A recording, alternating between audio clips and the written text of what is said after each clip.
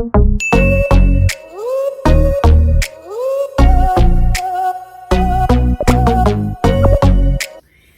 guys, welcome back to my YouTube channel. Thanks for tuning in. My name is Remy. If you're new here, welcome. On my channel I discuss on faith, lifestyle and development. So if you're interested in any of those things, please subscribe to my YouTube channel. So for this video, I'm going to be discussing on a topic that says there is a void only God can fill. There is a void only God can fill. And I wanna just kind of make this a chit chat, right? Taking into consideration the kind of year we've been having, right? So I wanted to just talk about this, and yeah, because every day it's becoming very apparent every day that there is a void in our hearts as human beings, and only God can truly fill that void, right? So crazy times in our world, right?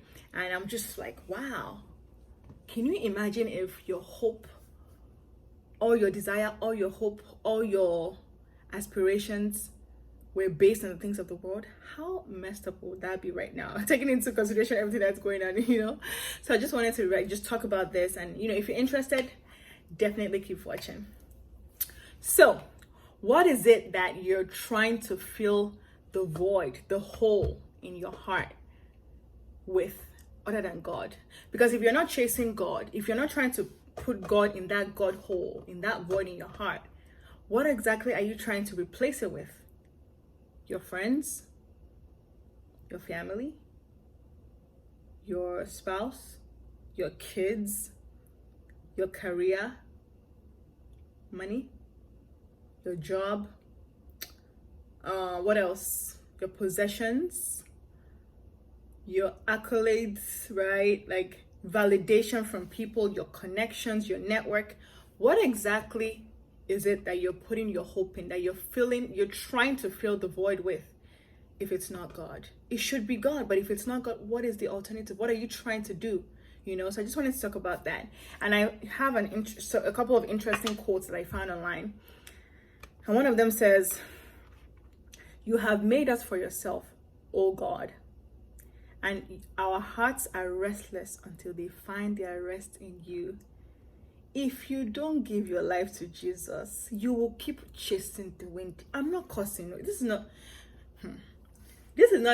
I'm not cussing. If you don't, you're going to keep chasing something. You're going to keep chasing the wind if you don't find rest in God. If you're trying to find rest in how much money you have in your bank account, in your employer, in your friends, your family, your kids, those things are great, but you can never find rest in them because it will never be enough. It will never be enough. Another quote says, "There is a God-shaped vacuum in the heart of every man," which I was talking about, the God hole, "which cannot be filled by any created thing, but only by God, the Creator, made known through Jesus." So you can see that one can only set themselves up for failure if they're trying to fill up the God-shaped vacuum in their heart with the things that God created instead of God Himself. You see the issue there? Chase the Creator, not the creations, right? So filling your heart with the things of God, that's the only thing that's sustainable, unless you're going to be chasing the wind. Could add up.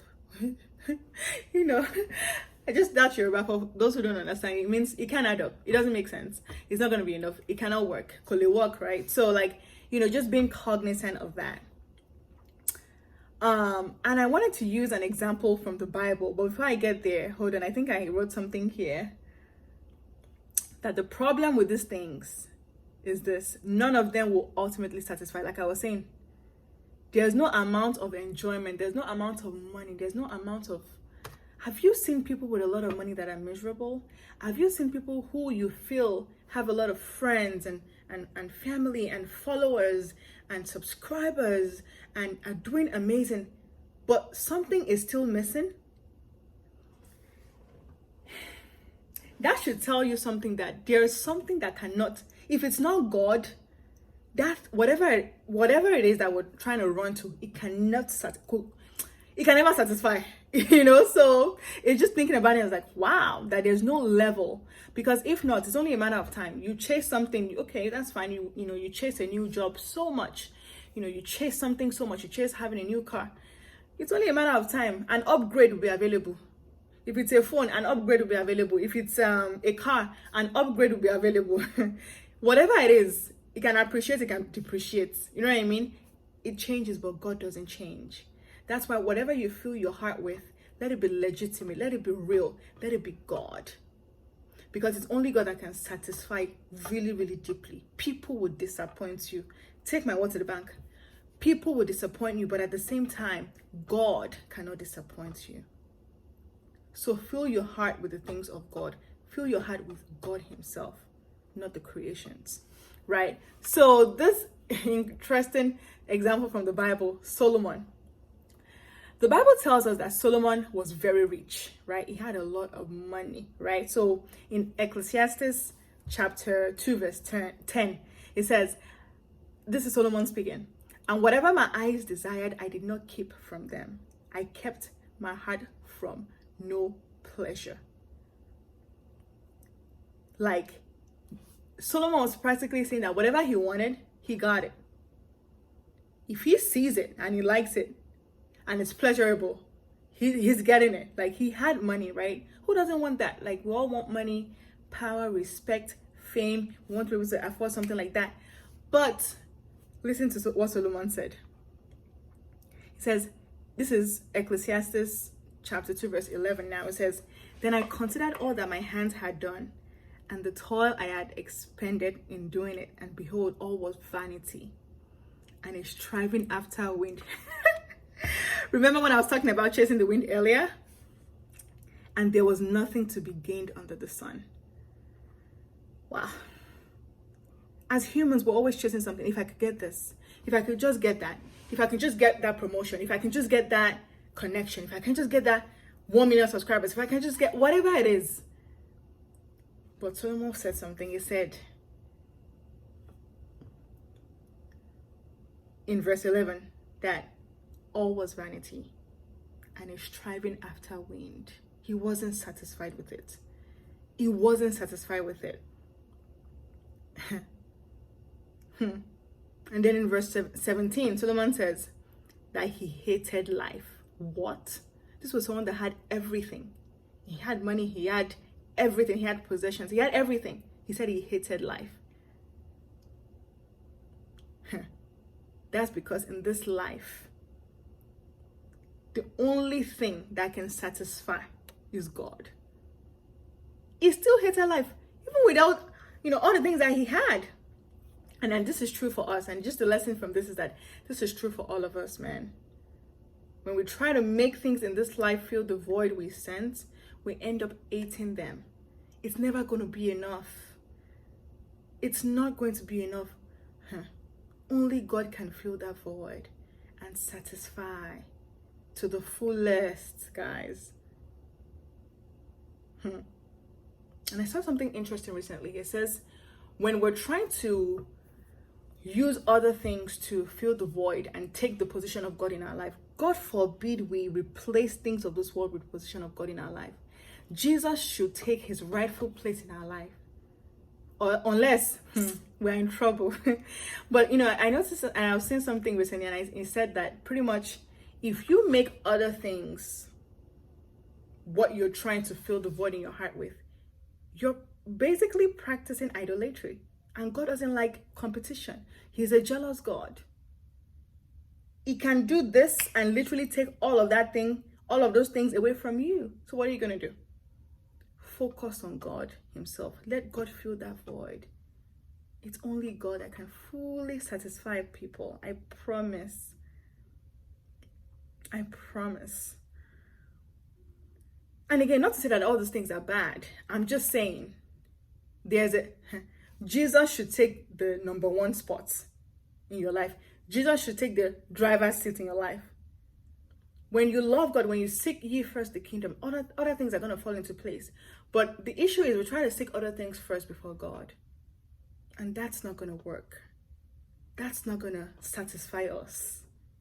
but God can satisfy us. He's the only one that can satisfy us, right? So above all else, want God more than anything else. Want him, seek him, ask for him, enjoy his presence.